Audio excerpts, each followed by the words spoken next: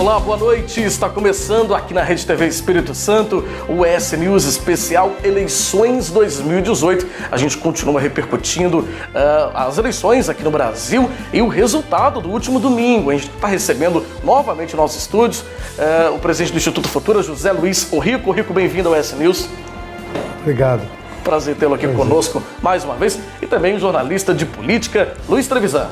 Obrigado. É um prazer estar aqui de volta e para falar de política, é sempre muito bom. É verdade, Trevisan. Olha, e na semana passada a gente esteve aqui comentando um pouco as últimas pesquisas eleitorais às vésperas da eleição. Algumas, de fato, se confirmaram, alguns números que a gente comentou aqui, né? Outros nos surpreenderam um pouco também. Vamos começar falando de eleição para governo do Estado, né? Uma eleição que já estava previsível, uma vitória previsível no primeiro turno, né, Orrico? O Casagrande perdeu um pouco da porcentagem em relação ao que estava previsto, mas de qualquer forma foi eleito no primeiro turno, né? Ele foi eleito, ele passou depois que o governador Paulo Artung desistiu, ele passou a eleição toda na frente com indicação que venceria no primeiro turno. É bom, porque você falou no número, é bom até aproveitar para explicar um pouquinho para as pessoas o papel das pesquisas e qual a capacidade que a pesquisa tem de indicar o resultado correto. No Brasil, nós nos acostumamos sempre a trabalhar com o resultado de uma pergunta estimulada, na qual a gente pega uma cartela com o nome dos candidatos e pergunta para o eleitor que candidato daqueles ele votaria. E aí ele, naquele momento, nos dá a resposta. Na verdade, eu acho que o tempo vai passando e a gente tem que evoluir. A pesquisa que deve ser considerada é a pesquisa espontânea, aquela em que o respondente não é estimulado a votar em A, B ou C. Simplesmente é perguntado se ele já tem um candidato e quem é esse candidato. Se a gente olhar o resultado de governador na pesquisa espontânea, nenhum dos candidatos teve menos votos do que a pesquisa espontânea indicava. Mas o que tinha na pesquisa espontânea que a maioria não considerou? 35% de indecisos. E esses indecisos, eles não se distribuíram na urna da forma que a estimulada conseguiu que eles estimulassem, se distribuíram de forma diferente. Houve, no final, um movimento muito forte em direção ao Bolsonaro, que acabou fazendo também haver um movimento forte em direção ao Manato. É bom que a gente que trabalha com essa coisa tenha sempre na cabeça o seguinte: eleição é um processo em movimento, é um processo vivo. E com um detalhe, quanto mais tempo passa, mais o eleitor toma consciência que ele não precisa decidir o voto dele a 15, 20, 30 dias de eleição. Pode ser na véspera, pode ser na hora, Ele pode decidir até na hora. Até na hora. Né?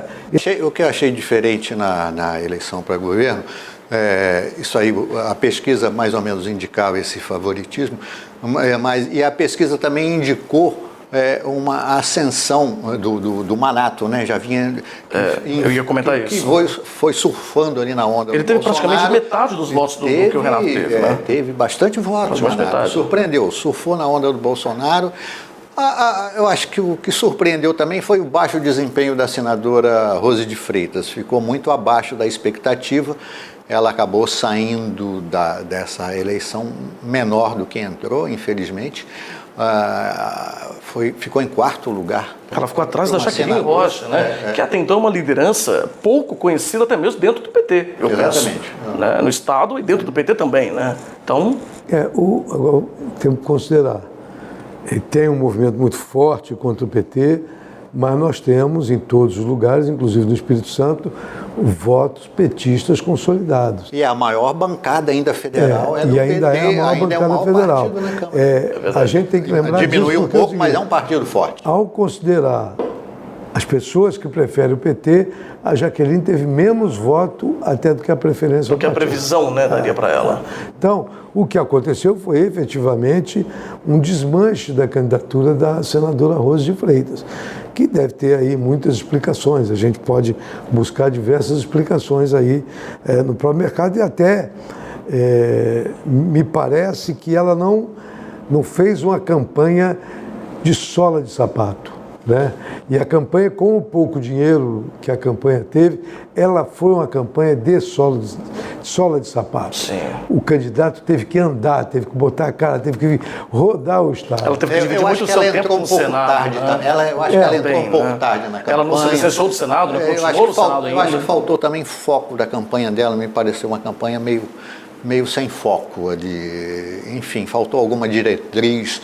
Agora, a surpresa mesmo, quer dizer, nem tão surpresa assim, foi a virada do Senado, né? Os dois senadores que não foram reeleitos, o Magno Malta e o Ricardo Ferraço, a vitória do Contarato a gente já tinha mais ou menos esboçado. Nós previmos isso na semana passada, numa escala ascendente, e o Val também já vinha encostando e conseguiram aí uma vitória surpreendente.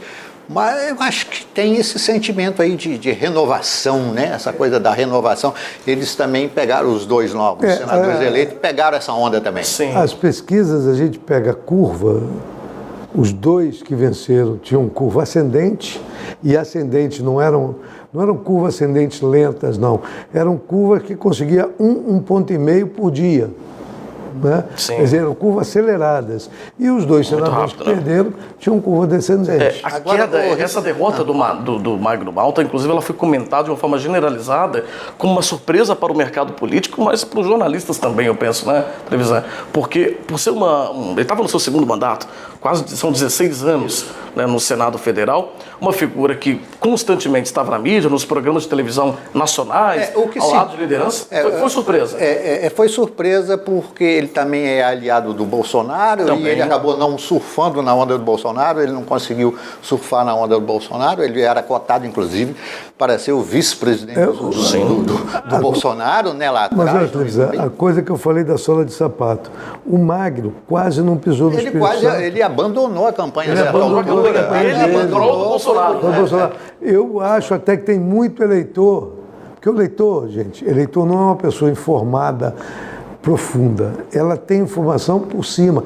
O eleitor pode até não saber que o Magno fazia campanha junto com o Bolsonaro. E nessa onda de renovação, o cara não tinha o motivo básico para ele votar no Magno Malta. E aí ele foi. São dois caras novos, dois caras ligando a segurança, que é um negócio importante. Sim. Né? A bancada da segurança na Assembleia subiu para 5 parlamentares. Isso. Vamos falar daqui a pouquinho na Assembleia. Antes, vamos falar um pouquinho de Brasília, da Câmara Federal, porque também foi um resultado que a gente preveu aqui, né? Falamos que o Amaro Neto provavelmente seria o campeão de votos. Foi o que aconteceu há 4 anos, quando ele foi campeão de votos na Assembleia, foi campeão de votos na Câmara. E acabou puxando a Lauriette, a mulher do senador Magno Malta. Magno não se elegeu, mas a mulher foi eleita, se elegeu, né? Um pouco aí na aba do Amaro. Exatamente. A questão do voto de legenda. É o deputado federal mais votado de todos os tempos, em termos quantitativos, no Espírito Santo. 181.813 votos. Aldifas, se eu não me engano, com algo em torno de 175 mil votos, 173 mil, alguma coisa assim, e agora veio o Amaro Neto e bateu. De qualquer forma, apesar dessa votação extraordinária, o mercado político achou que ele teria mais votos. Eu cheguei em 200, 300 mil votos. Não, o Amaro vai pocar 300 mil, não. E uma outra coisa... Uma outra coisa impressionante, mas foi muito bem votado. Uma outra coisa que impressiona muito é que o segundo colocado teve menos da metade dos votos que ele teve. Menos da metade. Que foi o Felipe Rigoni. Se a gente votar em 2014, os deputados que se elegeram, a não ser o Marcos Vicente e o Evair, que tiveram ali no entorno de 50 mil, todos os outros tiveram mais de 80 mil. A mulher do Ferraço, a Norma Ayub, ficou como suplente com 80 mil votos. Sim. Luiz Paulo ficou como suplente com 80 mil votos. Na sequência mesmo 80 mil votos, só o Felipe Rigoni, Depois tudo abaixo de 74 mil.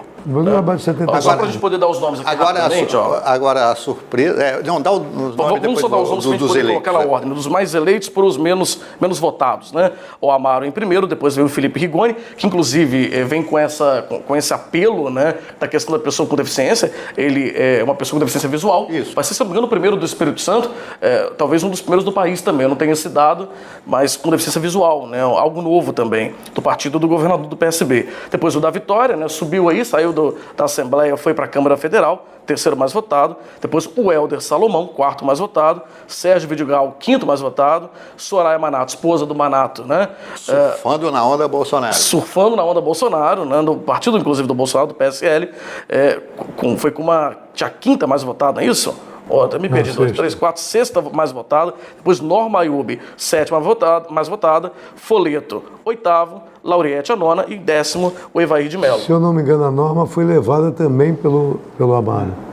Pelo Amaro? Eu não verifiquei isso. Mas o que me chamou a atenção também foi que alguns aliados do governador Paulo Artung não se elegeram na Câmara. Foi o caso do Lelo Coimbra, o caso do César Colnago, o atual vice-governador, ficaram de fora. E me surpreendeu também, assim, o Luiz Paulo, a votação dele ficou bem abaixo do que se esperava, né?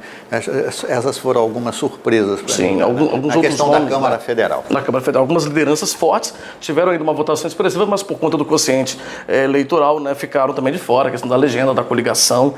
Isso é algo, inclusive, que é muito discutido, a gente pode até falar sobre isso no próximo bloco, que é algo que está sendo muito discutido, inclusive, por uma possível reforma política, né? A questão de ser injusto, poxa, mas quem teve muito mais voto ficou de fora. A questão do voto de legenda. Isso aí é um assunto que chegou a ser discutido na Câmara Federal, de se acabar, né, com o voto. Chegou a haver, há uma proposta, essa discussão, de tramitação na Câmara, mas ela não avançou para a atual eleição, né, essas eleições que se passaram. Sim. Vamos falar um pouquinho sobre isso e também sobre ainda o resultado para a Assembleia Legislativa, os 30 deputados eleitos, e também o segundo turno para a eleição presidencial, né? Haddad e Bolsonaro, que disputam no próximo dia 28 o cargo de presidente da República. É isso? A gente volta já já com o ES News Especial. Continue com a gente aqui na Rede TV Espírito Santo.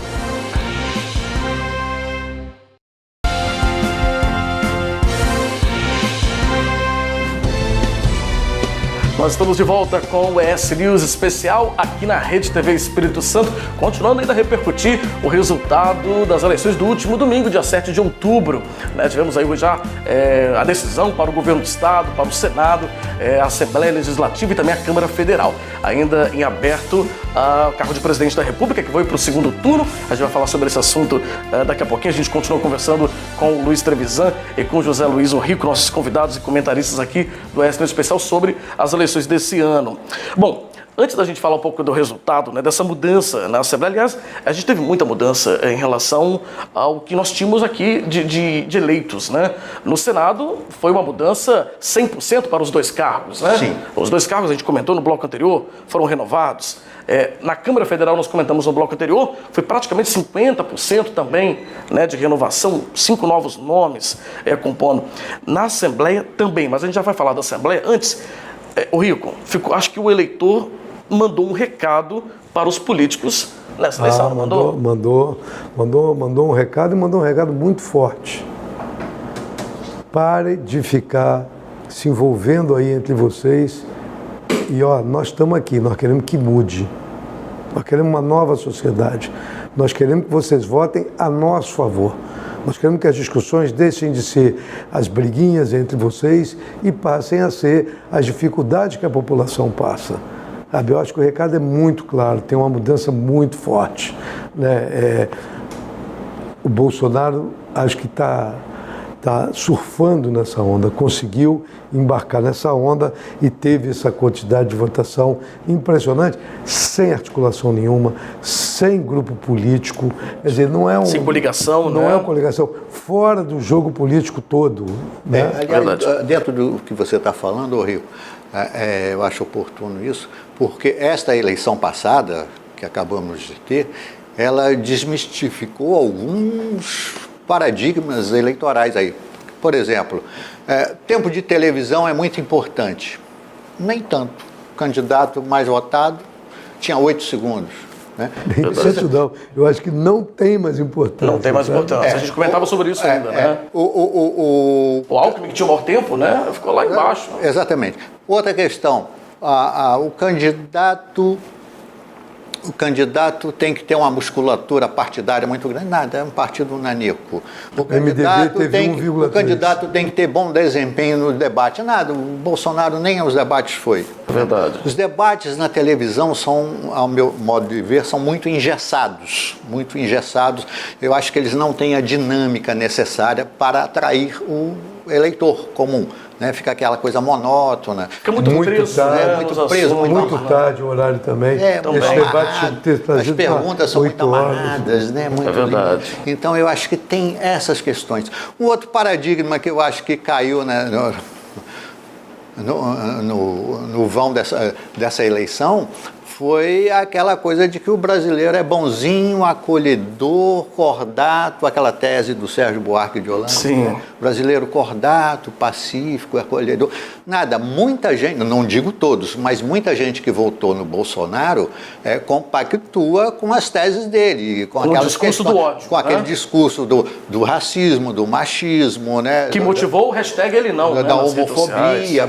Exato. É lógico que agora, no segundo turno, o Bolsonaro, né, que é esperto, ele vai dar uma amenizada nesse discurso, vai querer fazer um discurso da inclusão, vai tentar dar uma A propósito, televisão, até desculpa te interromper, mais tolerante, mas enfim, é preocupante isso. Você sabe que ele começou esse movimento, isso que o televisão está falando é muito interessante. O Bolsonaro começou esse movimento já bem no finalzinho da campanha desse primeiro turno ainda, né? A entrevista mesmo que ele deu para a Record, no dia que teve o debate da Rede Globo, ele já seguia nessa linha, nessa tônica, né? De leve, não sou isso tudo que eles estão falando, não.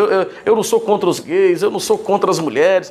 Ou seja, o discurso dele pós-eleito no primeiro turno já foi nesse tom. Nesse tom, conciliação, de família, de união, eu não sou isso que eles estão vendendo. Eu não sou esse monstro. Bom, vamos ver, né? Vamos ver, né? Vamos ver como fica isso. Agora, saindo um pouco da esfera de... Aliás, ainda falando de presidente, a gente falou agora sobre presidência, vamos falar sobre os números, né? Porque impressiona também, Rico, a diferença de votos. 17 milhões. São 17 milhões de votos. Mais de 17 milhões. Quase 18. Que o Bolsonaro teve a mais do que o segundo colocado nesse primeiro turno, que foi o Haddad, né? Ou seja, enquanto o Haddad teve 31.341.839 votos, Bolsonaro teve 49.275.358 votos. Ou seja, uma diferença expressiva. Muito expressiva, e eu só me lembro de um caso parecido.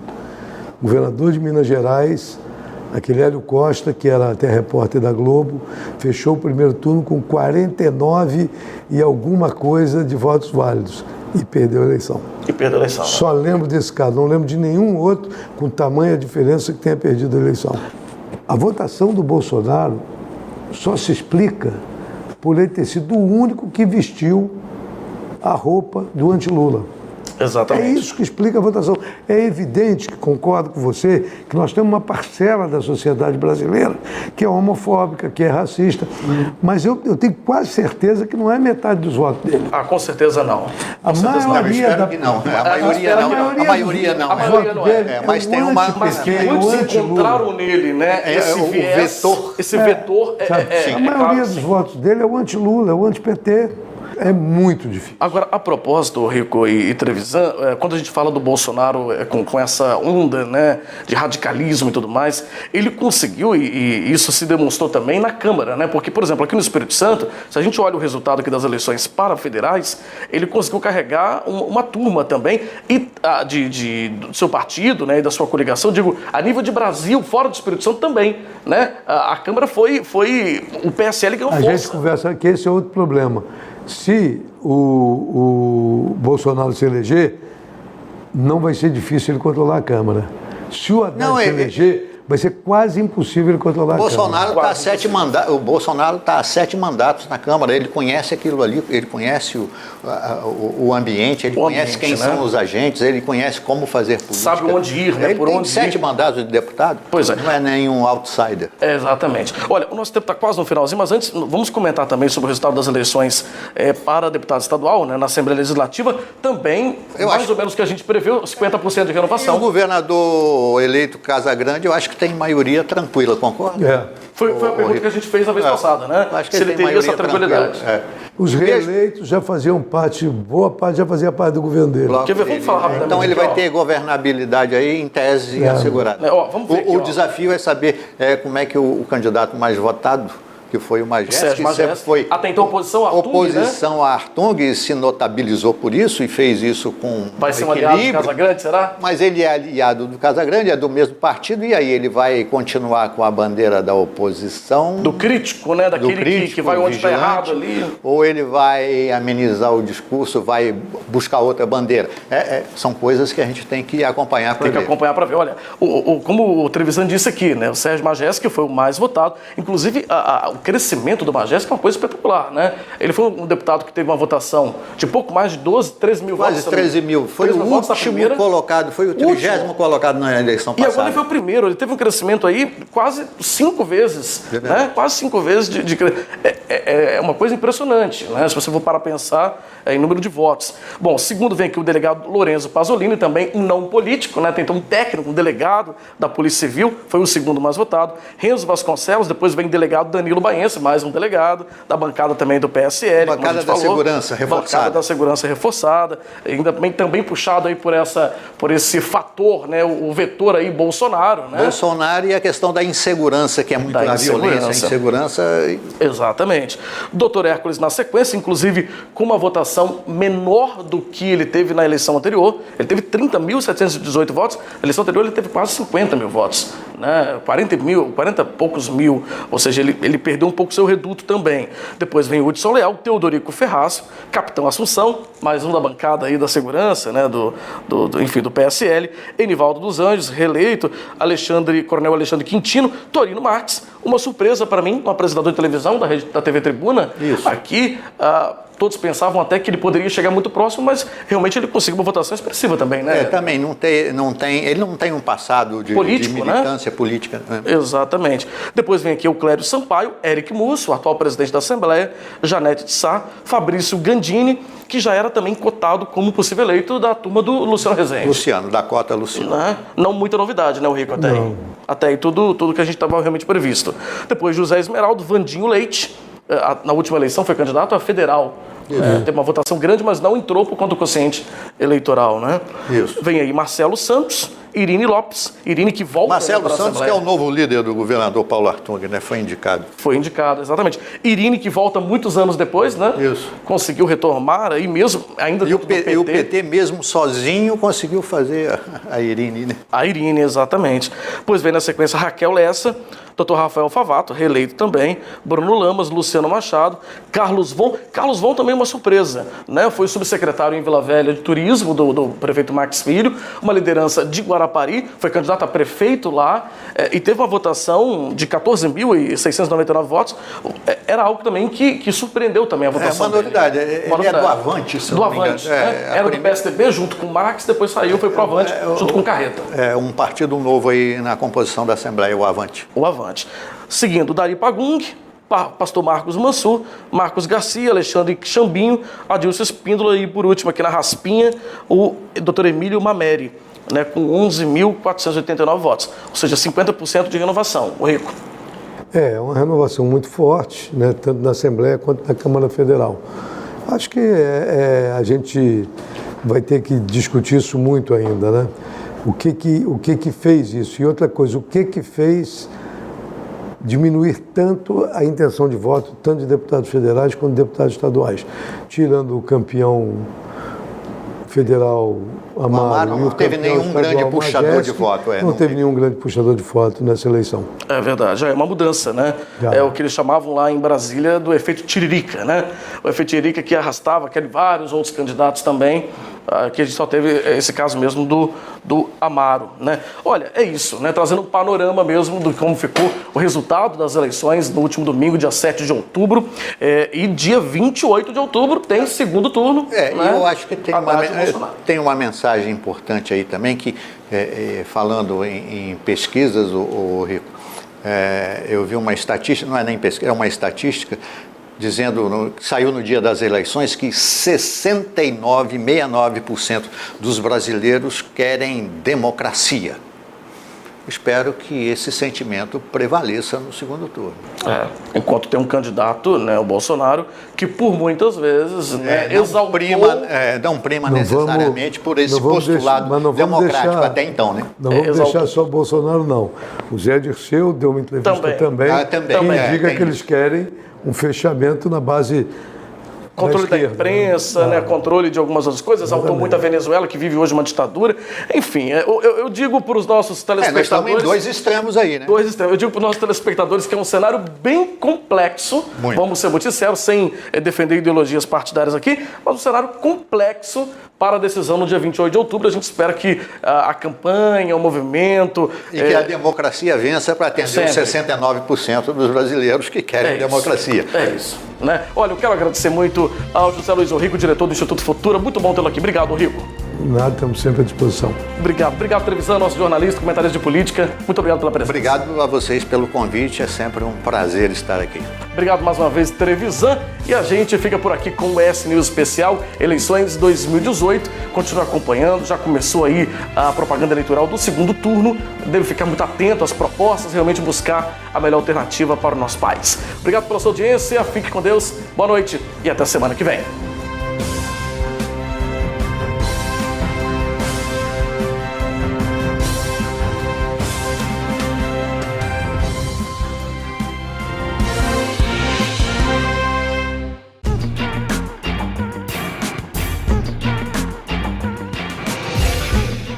E agora é hora de ficar por dentro dos filmes que estão em cartaz nas telonas da rede Cinemark na Grande Vitória.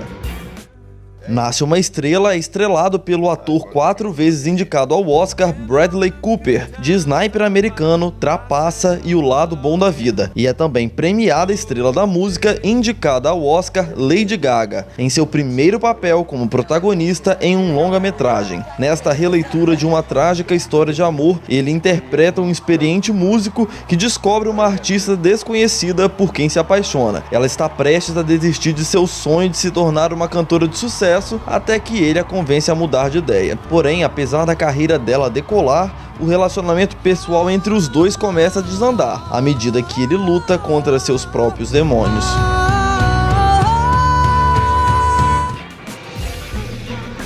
A banda pop masculina Slava Body Disco Disco Boy, febre entre as mocinhas de todo o Brasil, anuncia que irá tocar no Rio de Janeiro. Fãs de carteirinha do grupo, 3 adolescentes melhores amigas farão de tudo para que seus pais deixem que elas saiam da cidade em que moram para assistir o show do grupo.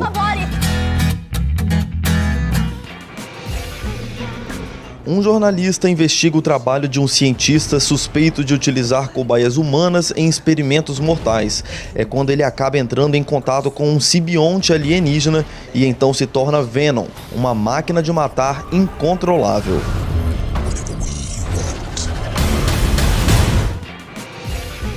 Para saber mais sobre quais filmes estão em cartaz e ficar por dentro dos horários das sessões, basta acessar cinemark.com.br.